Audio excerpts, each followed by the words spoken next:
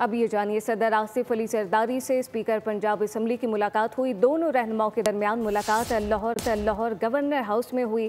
Punjab assembly में कानून साजी के अमल और दीगर पार्लिमानी अमूर पर गुफ्तगू की गई। सदर आसिफ अली जरदारी से स्पीकर पंजाब असम्बली की ये मुलाकात, दोनों रहनुमाओं के दरमियान मुलाकात लाहौर गवर्नर हाउस में हुई। पंजाब असम्बली में कानून साजी के अमल और दीगर पार्लिमानी अमूर पर गुफ्तगू की गई है। ये अहम मुलाकात जिसमें अहम उमूर ज़ेर बहस आए। सदर आसिफ अली जरदारी से स्पीकर पंजाब असम्बली की मुलाकात, तफसीलात क्या है, अफजाल अब्बासी से जानते हैं। जी अफजाल।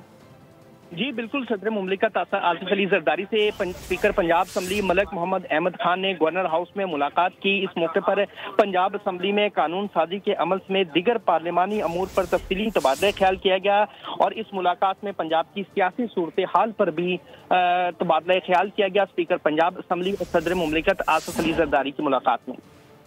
अफजाल अब्बासी, बहुत शुक्रिया।